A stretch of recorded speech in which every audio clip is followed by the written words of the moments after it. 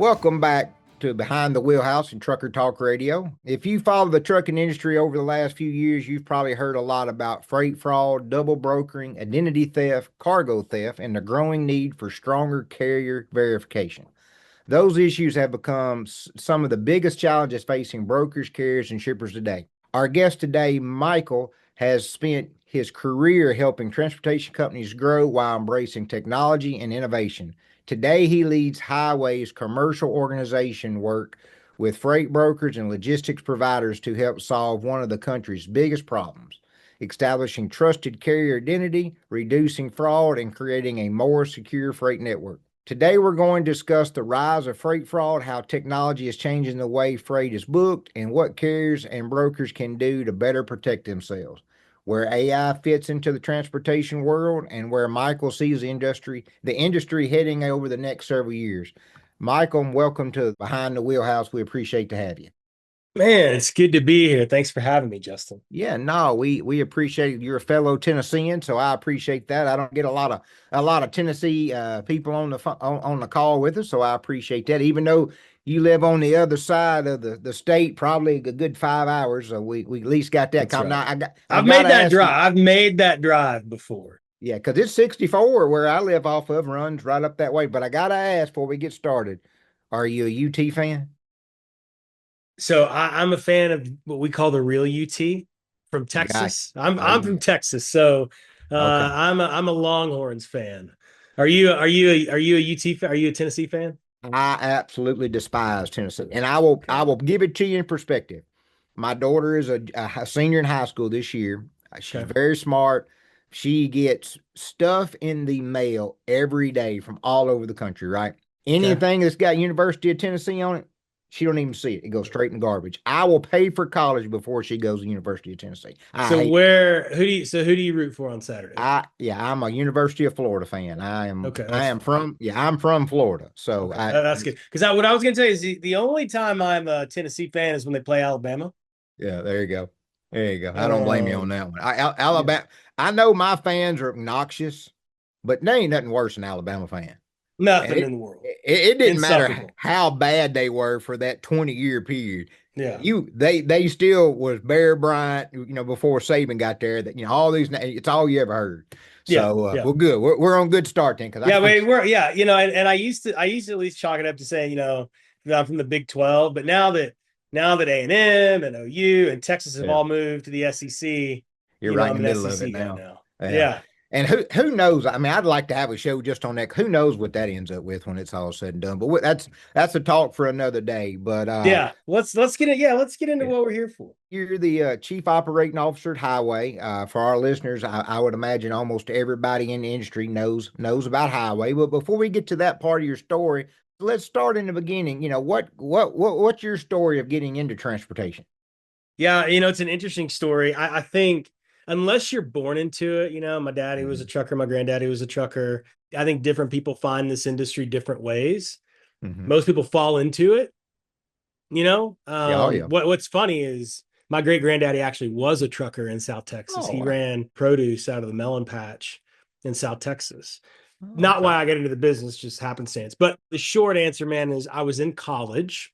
Hmm. Well, no, I was graduating. I'd gotten engaged, and I needed a job, and I just needed a sales job, Right. and I was applying all over the place, and a freight brokerage called me, and it was a commission based job, and Hmm.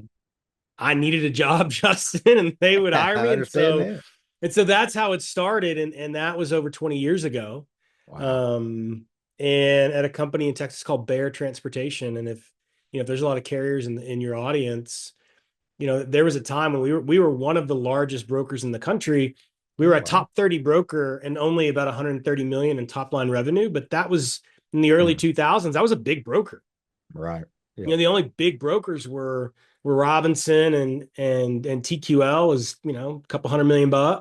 Hmm. And so we were a big broker back then, before all the trucking companies opened up their own brokerage. And so, man, that's how I got started. And I've been in it ever since in some form or fashion. Well, you've come a long way from starting out at a brokerage, so congratulations Thanks, on that man. and your hard work. So how did you get to Highway? Because Highway, is become a necessary thing in the industry, with Yep. what y'all do for vetting and things of that nature. Yep. I mean, I don't know, probably when you started, could you imagine where we're at as an industry now? I mean, No. it's crazy, but so how did you get led to the highway family?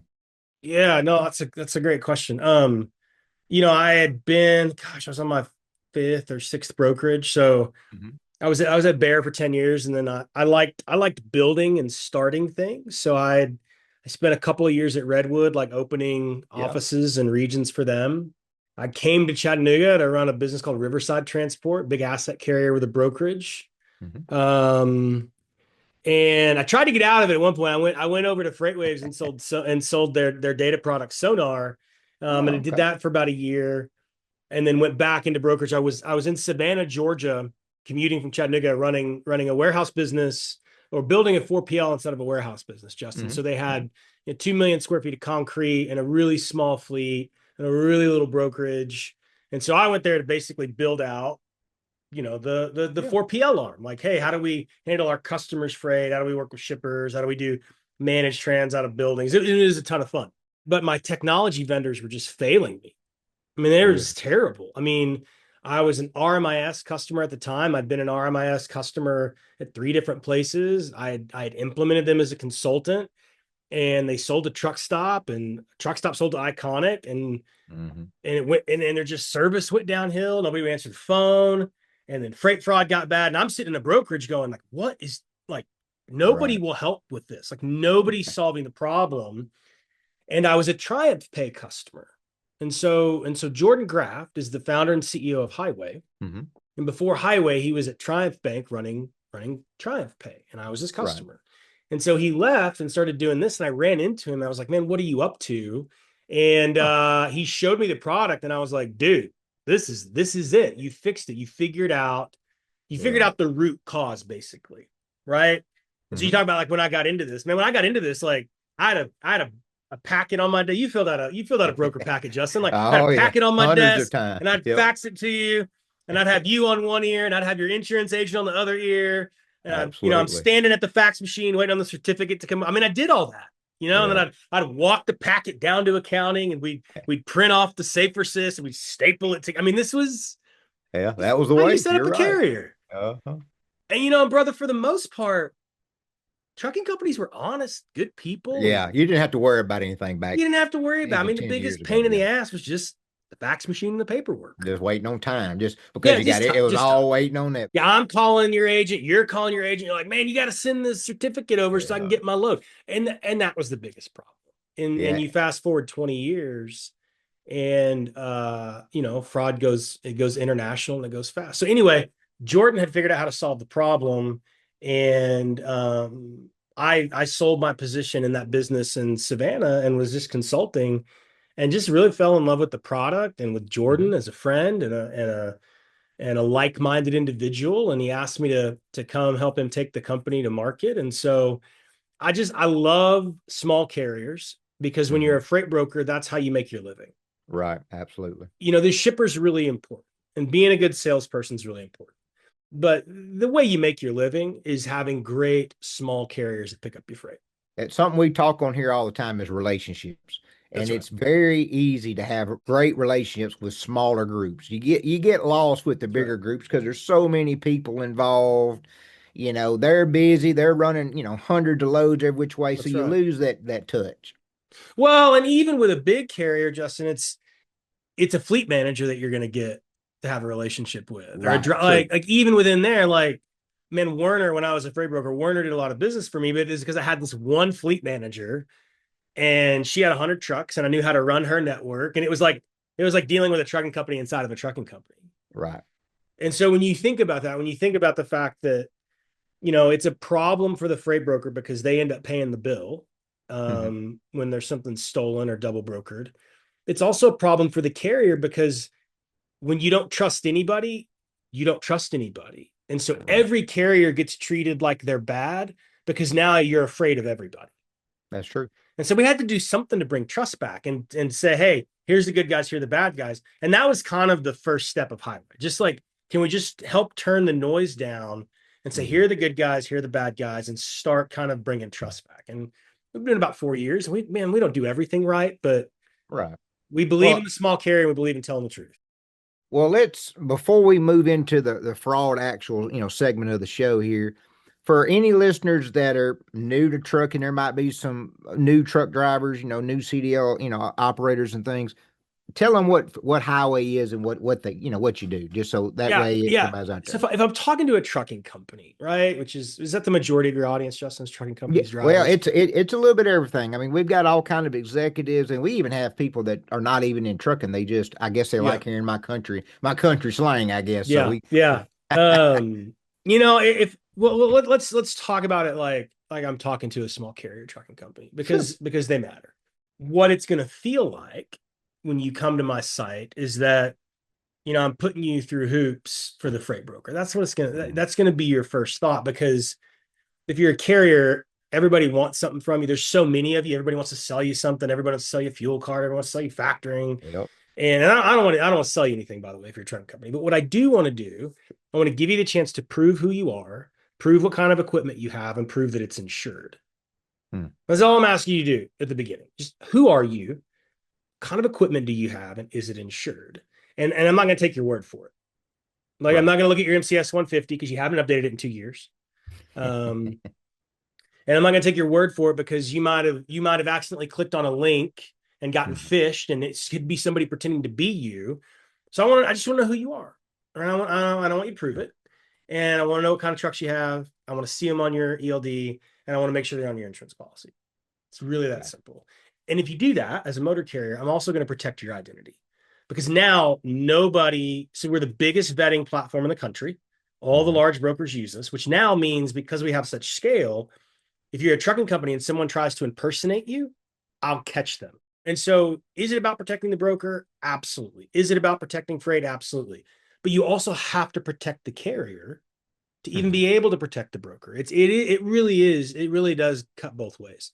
Seems like, I hear a lot about double brokering. We had the 60 Minutes episode come out on, I believe it was Super Ego. How bad is double brokering got over the last 3 or 4 years?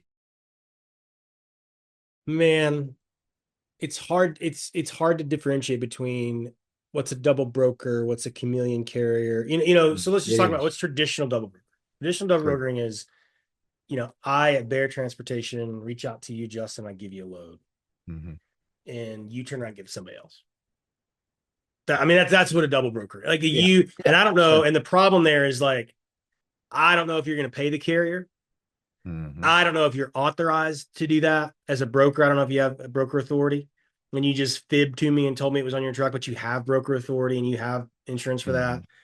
I don't know the underlying motor carrier and if they have insurance, if they're a safe carrier. So the true problem with double brokering is just the unknown.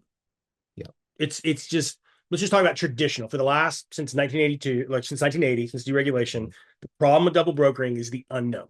It opens a liability gap. If there's a damage to the cargo, the hauling motor carrier, are they insured? I, as the originating broker, don't have a contract with them. So double brokering, it does two things. It just creates liability. Mhm. And really what it does is, if you're the original broker, you're just pissed off because it means you overpaid. Right? Because Yeah. Yeah. it means I got margin, Yeah. you got margin, right? And so that's really, now where double brokering evolved to is a way to get access to freight. So what bad guys figure out is, wait, wait, wait, I can act like a carrier. I can turn around and give it to a carrier. They'll go pick it up. Mhm. And I can do that about 50 times and never pay the actual hauling carrier before anybody realizes what I'm up to.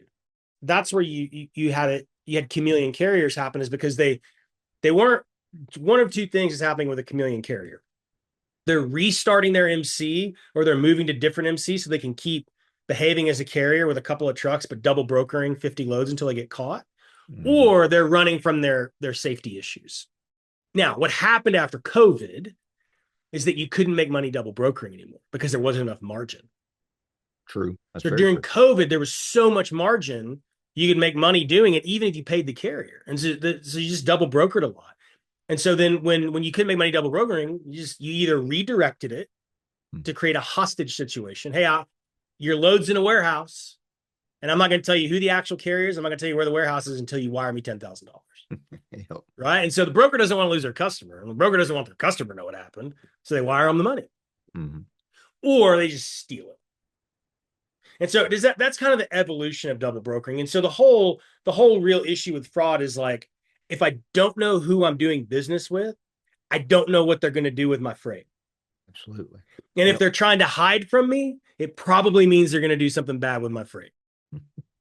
Yeah, I mean that's the age old question. You know what you know, and what you don't know puts you in a bind. I mean That's right. that's it. I mean we had Ryan Joyce from Genlogs on a month or two ago on the show, and he showed us a diagram of I think it was like 50 or 60 carriers that were stationed inside of a 20 home subdivision somewhere in Indiana, and I'm like, yeah, that nothing's good there. That's 4 or 5 trucks per household, companies. And you're right, they just bounce from one to the other, or they try to buy somebody's old MC that's got good information on it that they can use until they ruin it, throw it away, and go get another one. Hopefully, the government will get involved at some point and really, put it down, because it makes it tough. Now with the Supreme Court rulings, I talk to different brokers all the time. I get different wording of what they think it says. They think there's a little bit of gray area. And of course, as you know, in business, especially in trucking, if there's a gray area, that's where everybody wants to work. That's the I mean, Sure. it's the same thing in stock car racing everywhere. You work in the gray area. That's how you get things done. But That's right. what was your first initial thought when you seen it was 9-0 on the Supreme Court ruling? Because I was surprised that truly anything is ever unanimous when it comes to government. They like to fight. Yeah. So, what was your initial thought when you seen it was unanimous? Well, it's two things. One, if I'm just being honest, I listened to the oral arguments. First of Mm-hmm. all, as a you know, as a kind of a kid from a small town in Texas, I never thought I would be listening. Who was a freight broker? I never thought I'd be listening to Clarence Thomas talk about Right. freight brokerage and the Supreme Court. For one thing, I think the oral arguments from the freight brokers, I think the oral arguments were weak. Mm-hmm. As a freight broker with an interest in not necessarily maintaining preemption, but because I don't think that's the core issue for the freight broker. I think the core issue is like that the freight broker is only limited in what they can do. And the freight Right. broker has to rely on a lot of different data points to make hiring decisions. And like and they get in freight brokers, what we say is they get us coming and they get us going. And Mm-hmm. so like if you're a freight broker and you do too much and something bad happens, some plaintiff lawyer is going to try to sue you for what's called vicarious liability. They're going to say Yeah. you controlled it and it's your fault. And if you Mm-hmm. don't do enough to avoid the vicarious liability thing, they're going to say, well, you didn't do your job, and so you're guilty of negligent hiring. And so what preemption did is it just gave us at least some buffer in some states. But when I heard it was 9-0, look, it doesn't make the opinion more valid. But what it told me is that 9 Supreme Court justices absolutely smoked the defense attorneys that have been telling freight brokers for 40 years to just stick their head in the sand and claim they're just a broker. Yeah. Smoked them. So They if you're did. me, you've been sitting around listening to all these lawyers charge you $600 an hour to say, just have a good carrier contract, say that you're a civilian and that you rely on the government safety ratings, and that's it. Mm-hmm. And those lawyers got smoked. They did. And so now we're looking at those lawyers going, so what do you think now? And they don't really have a good answer. No. And so freight brokers are looking up going, no, how do I run my business? And so what the Supreme Court said is like, you have to have reasonable care. You have to use reasonable care, and you have to ask the tough question. Okay, but if you're a freight broker, how do you interpret that? What are the tough questions we're supposed to ask? What's reasonable care? That's right. And the government is still giving out safety ratings, Mm-hmm. right? And I was at a conference with Derek Barr's number 2, Jesse, I can't remember his last name, who said, we're not a rating agency. Don't rely on us. Said that in a room full of freight brokers. And so just put yourself in the freight broker's position. Yeah. Everybody wants to sue you. Yeah. You don't have preemption, but nobody can tell you what a safe carrier is. That's true. I mean, and that's what I hear all the time.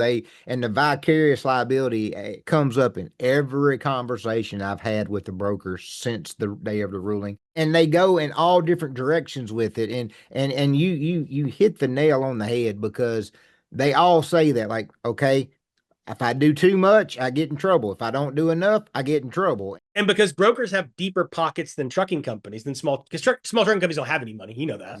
Absolutely. Everybody wants to sue them. Mm-hmm. And we're a sue happy country anyway. Oh I my mean gosh. Yeah.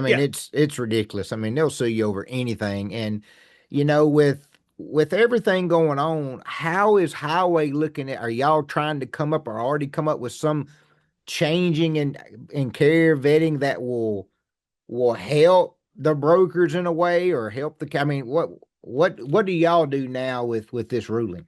Yeah, absolutely. So it's a really good question. So the first thing I have to say is that you have to draw a line between what is a service Mm-hmm. that you can use to mitigate your risk versus what is a risk transfer mechanism. So you may do various things in your life to mitigate your risk. You may have an alarm on your house. You may have seatbelts in your car. But none of those things are going to show up and accept the responsibility for risk if risk. Like your alarm company isn't going to pay you if something gets stolen out of your house. Right. Right? You That's have to use it, and you may use cameras, and you man, if you're like me living in Tennessee, you probably got firearms in your house. You got all kinds of things, right? Like, come on, Yeah. brother. But none of those things are going to show up and write you a check if something still gets stolen. Hmm.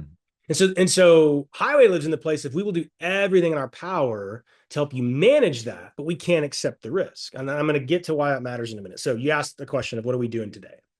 So today, highway has the most comprehensive set of data around how a carrier behaves, both from just like how they book freight, what they do, where they go, do they double broker, and then all of the safety data that we get from the government.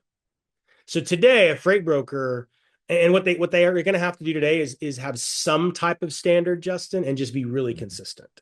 Right. So maybe we're not going to use anybody that's had a drug and alcohol violation, or maybe we're not going to use anybody that has a certain out of service threshold. So that exists. So what we're saying is like you've got to pick something and just be really consistent, and we'll give you the tools to make that decision. And so what that means is if you're a carrier and you're listening, that means two things. Brokers are going to look at you.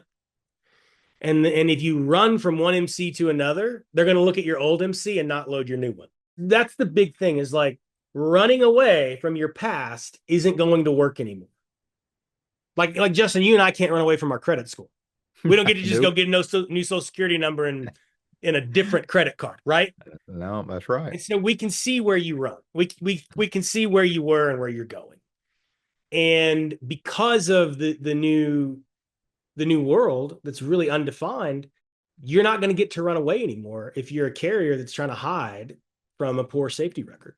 And that's important. And one thing I wanted to bring up, so our sponsor, ReadyApp, they're very big on driver verification for this. And I'd like to get your opinion in a minute on the driver verification side. So we've talked with other brokers, and, I feel like a lot of what's happened is a lot of the carriers, and there's great carriers. So first of all, let me say that there's a lot of A-rated carriers in the industry, but there's so many MC numbers that the percentage is very low because of the sheer numbers of MC numbers. But a lot of carriers don't do a very good job in vetting the drivers.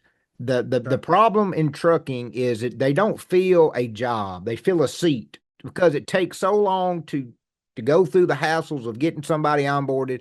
They're just wanting to fill a seat because that truck is sitting and not making any money. It's just a downhill effect.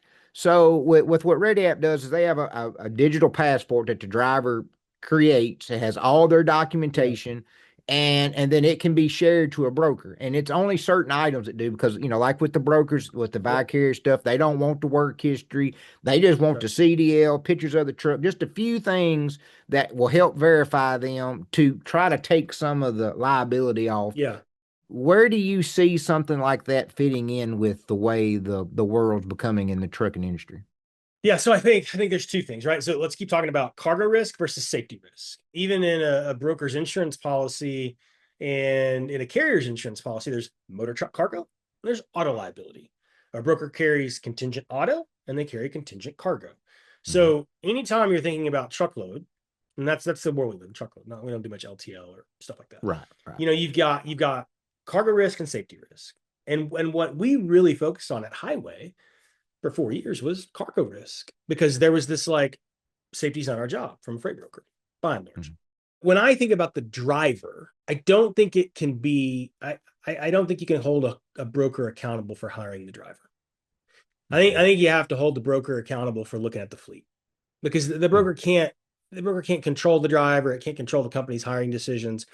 Where I think that driver information is really valuable to a freight broker, particularly, I'd love to talk to the folks at ReadyApp, because we have a service called KYD, Know Your Driver, where a driver can actually check in on our app when he gets to a facility, and we're just verifying that, like, hey, Justin, you are the driver with ABC Trucking, and you're at this facility, and we just want to verify that you are actually the driver with the company picking, to avoid double brokering, to avoid theft. Yep. We're not going to look at your safety record or any of your violations, because like the freight broker, we can't. That's the trucking company's job. The trucking company's job is to use ReadyApp to do those things.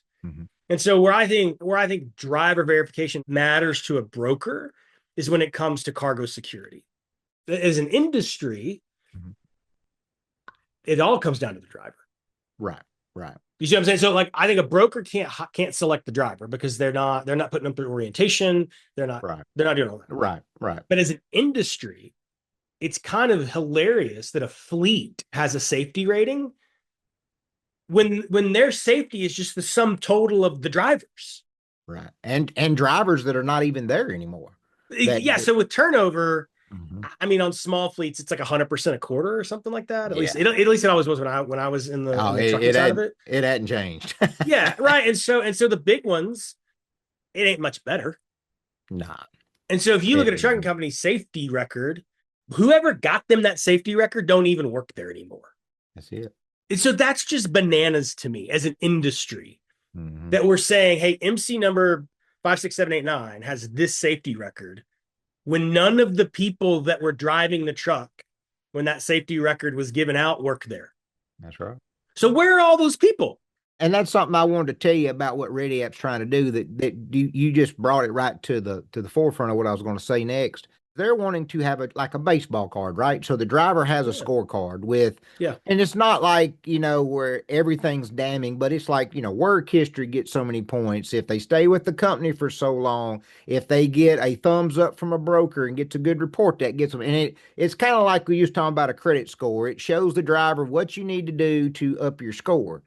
Well, not only should the driver have the score, but why not take all the scores from carrier A, all their driver scores, and then average it and go, okay, carrier A, your driver's current roster driver score is 84. That's right. Well, then if you're a broker, you go, well, we don't work with carriers under 80.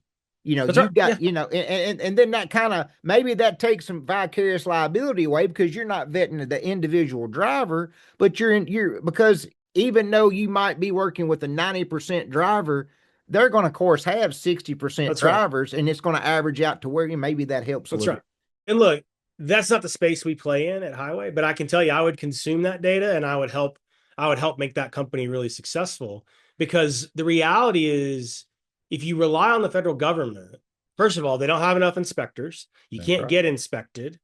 So like, if you have a bad safety inspection, you fire all those drivers, like, how do you go make that right? We got to hire some consultant. You got to get a corrective action plan in place, but does the insurance underwriter care? You see what I'm saying? So what has to change is, like, insurance companies have to show up and say, what we really care about is the sum total of your drivers. Exactly. So somebody has to force a change, because right now, we use CSA and CSA equivalency and like, if that worked, we wouldn't be where we. Absolutely. And I actually spoke with a DOT officer.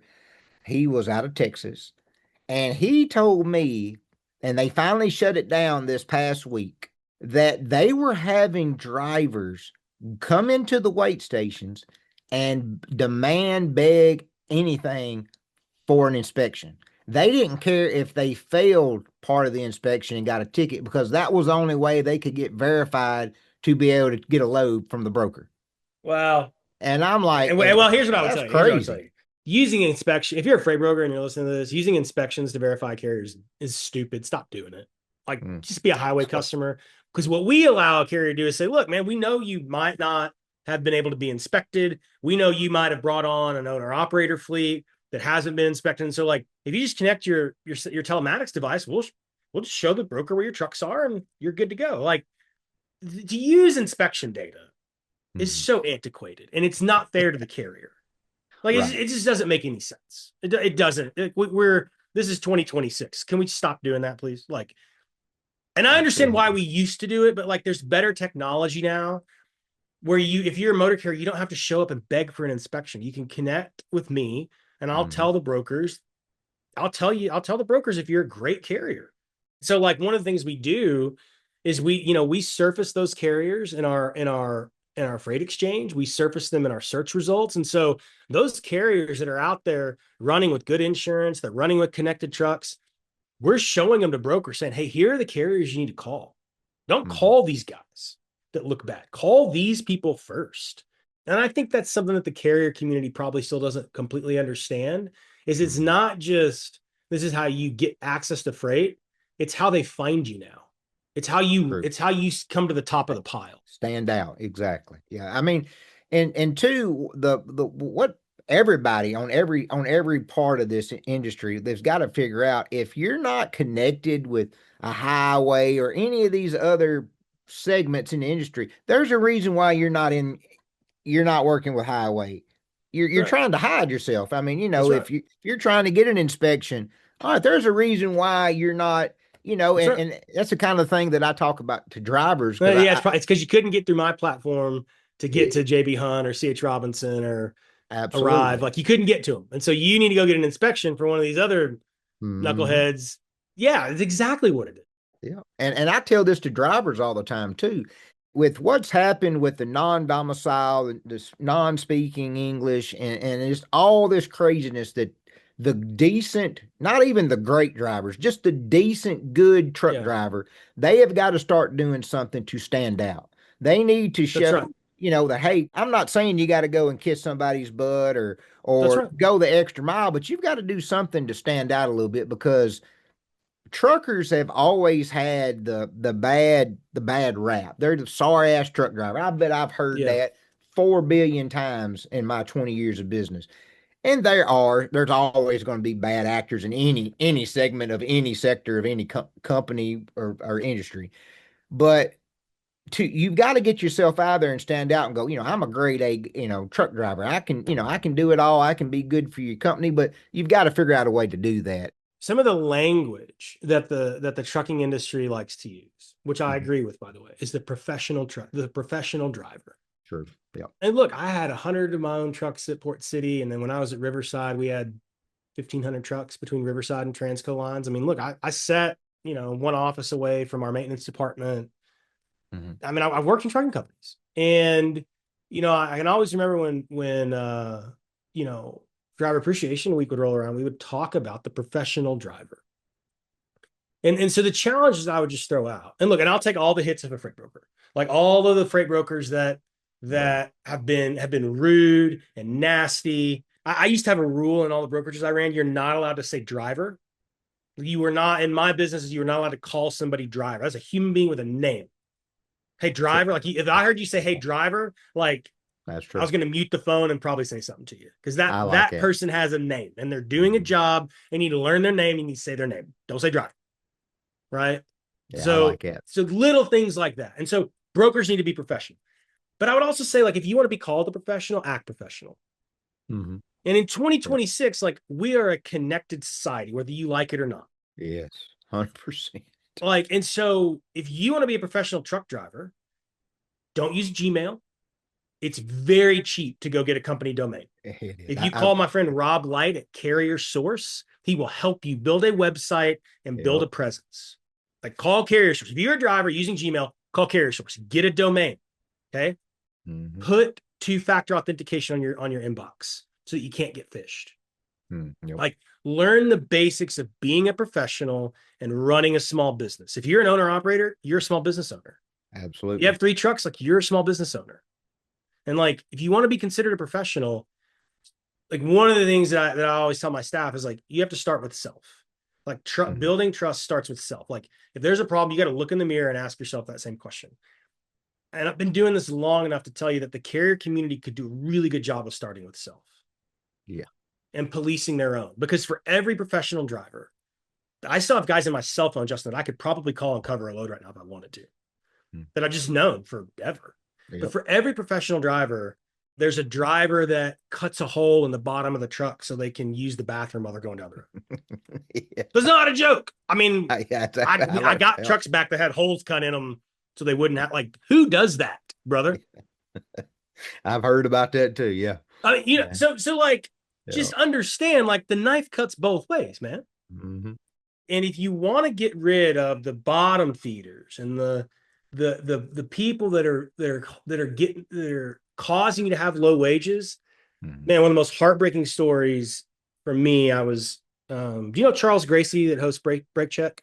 Yep. I don't know him, but yeah, I know of him. Yeah. So Charles is a good friend of mine. He lives here in Chattanooga, and we were doing an event with Sirius, and there was a professional driver that was there, and good dude. I mean, great guy.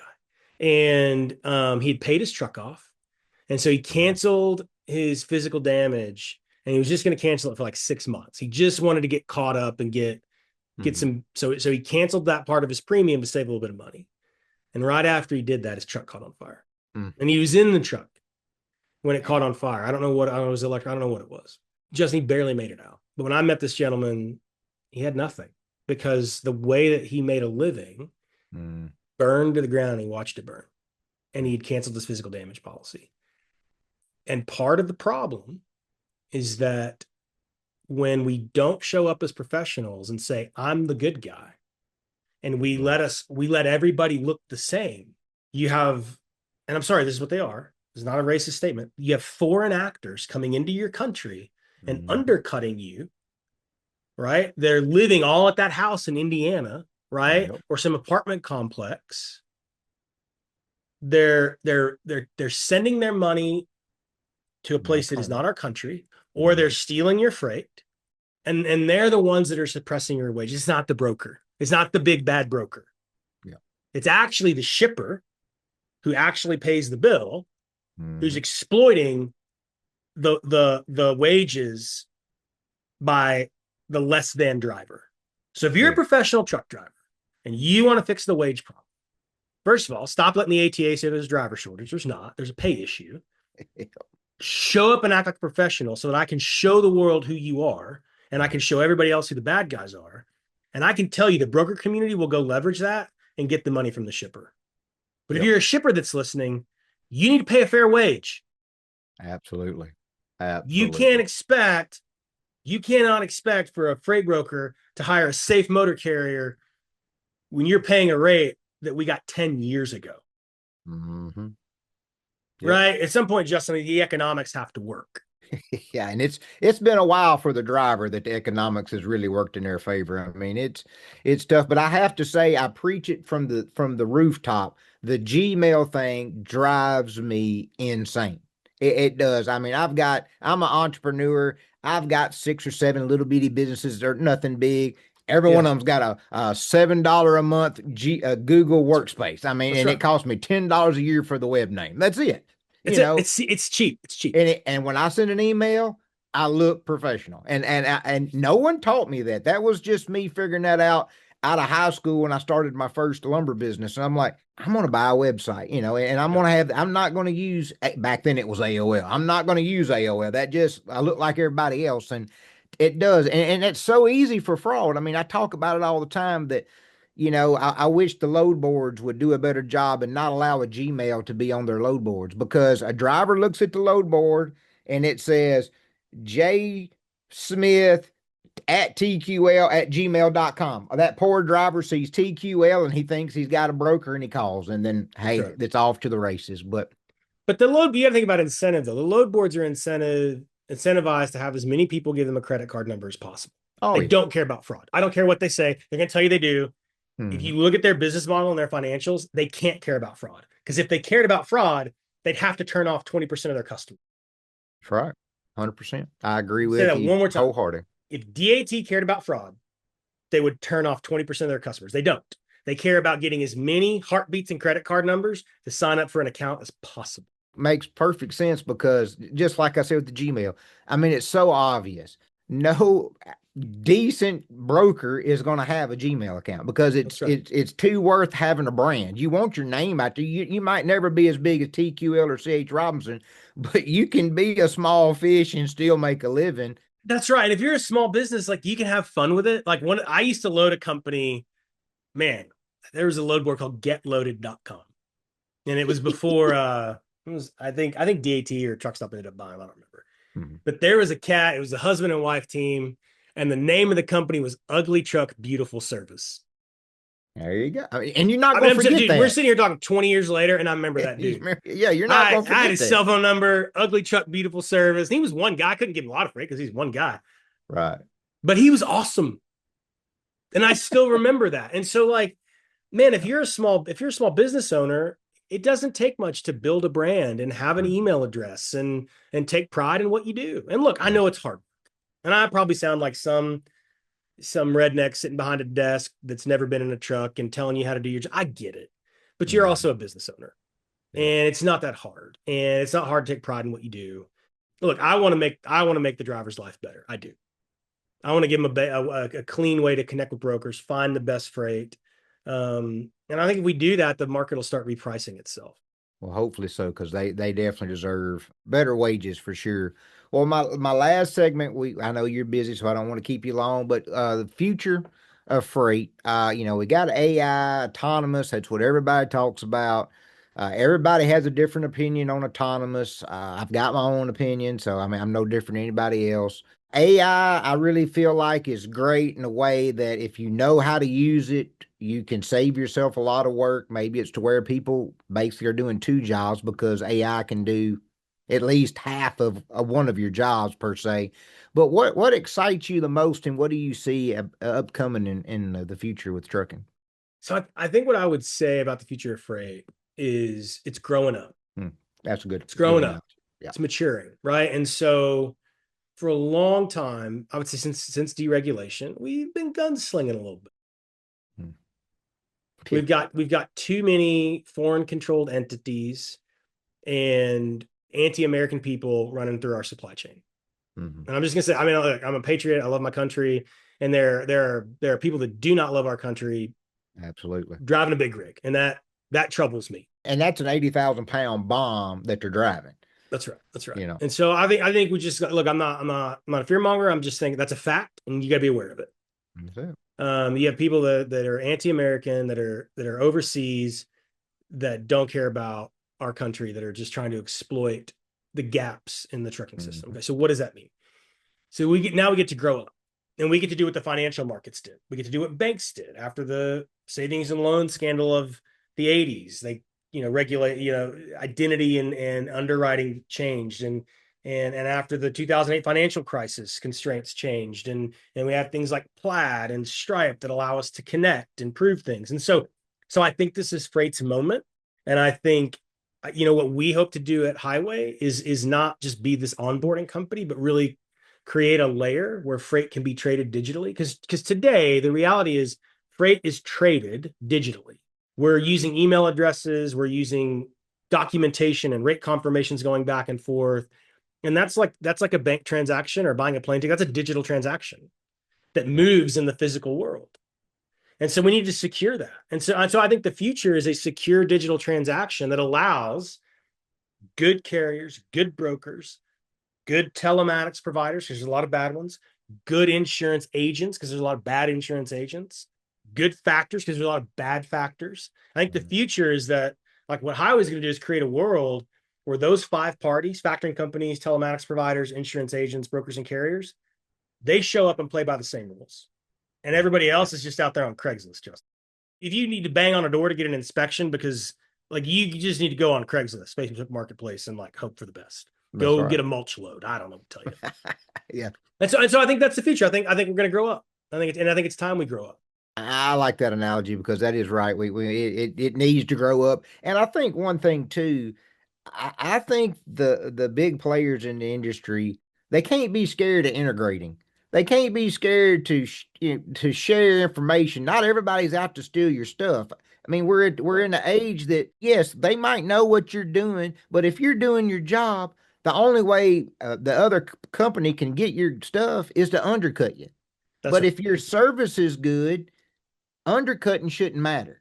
And you just That's right. And so like some of this data, like, okay, first of all, if you're a freight broker, like all your data, it's actually the shipper's data, it's actually the carrier's data. Like, exactly. you know what I mean? Like, Yep, is it really your data? I absolutely. mean, I love you, I serve you, you're my customer, but like all of your data is just somebody else's data. It's your Hmm. shipper's data. It's your so we have all this data. All right. I'll tell you a funny story. Coyote, everybody knows who Coyote Logistics is, right? Yep. Sold to Hmm. UPS, sold to ARC. So when Coyote Logistics had like 10 employees, my friend Mark Ford went to work there and started the carrier group. Okay. And Mark Ford worked at American Backhaulers, and Mark Ford worked at C.H. Robinson. He's built more carrier sales teams than anybody in the US. And when I first tried to sell Highway to my friend Mark Ford, he was like, I don't want to share my data. He was working at Blue Grizz. Oh, my data, my data, my data. I was like, Mark, you got to get off this my data thing. Like, Hmm. dude, I have everything you've got. It's not cute anymore. And we argued about that for about a year. And Mark became my customer. And now Mark is our chief capacity officer and runs, a third of Highway because he showed up. He finally said, this idea of like everybody's got unique data. Not really. It's all out there. You've got to be better at execution. You got to be better at managing risk. You got to be better at managing customer relationships. But this idea that somehow you're just going to build a unique data moat, it's not Sure. it's not as unique as it's what you do with it. It's how you execute against it. And so you're right. It's not that all the big players need to go share their rates or share things, but Mhm. also like what I will tell you is what I've seen from the largest brokers in the country is that they want to solve this problem. Right. I I mean, agree I with was on that. with one of the largest brokers in America yesterday who had some really good ideas around how to manage some safety things. And they were like, Mhm. look, tell everybody. This isn't about us. Like, we need to make the industry better. These are our ideas. Go work on it. Tell us what you think. Like, if it helps other people, go help other people. That's Awesome. really refreshing because 10 years ago, that company Yes. wouldn't have said that. Right. I can believe that. I can. Well, Michael, I appreciate you coming on today, spending an hour with us. It's been insightful. I appreciate the work that you and Highway do to try to make our industry safer. But before I let you go, tell the brokers or carriers why they need to be with Highway and give them your contact or somebody's contact that they can call there and get set up if they're not. Because I agree, if you're not set up with Highway and different individual companies that do different things in the industry, there's a reason why you're not. And at some point, they're going to figure that out and they're going to stop contacting you as a carrier or an owner operator if you're if you're not visible. Basically, is the way to That's put it. right. That's right. That's right. Yeah. So I mean, if you're a broker and you're not my customer, at this point, the reality is this: if you're a broker and you're not my customer, you're a target because highway brokers are the hardest target in freight, and bad actors know that. So if you're not my customer, A, like you're using a subpar product, but B, you're a target. And so if you're experiencing a lot of fraud, it's because they know that you're an easy target. That's the first thing. If you're a carrier, why do you want to participate in transparency in highway? One, we guard your data, we don't sell it, we're very protective over your privacy, but we're going to help you get access to the best freight. We're going to lower the friction associated with what it takes. And again, if you're a carrier, we are not perfect. Sometimes we get it wrong. I know that, and we'll do our best to fix it. But if you're a carrier, you want to operate with trust and transparency, and you can't do that over the phone anymore. You can't do the way that I used to do it with you, where we could just talk. You've got to prove it, and I know that that sucks, and I know that that's different from how we Right. always did it, but that's just how it is. And I Mhm. I didn't cause the problem. I'm just trying to solve the problem. Absolutely. Well, again, thank you so much for your insight. It's been a great. We'll have to stay connected. Everybody, thank you again for joining today with Behind the Wheelhouse on Trucker Talk Radio. Go check us out on all the different platforms that we're on every social you can think of. Go like, share, follow. Stay safe out on the roads, and we'll see you next time on Behind the Wheelhouse. Thanks, Justin.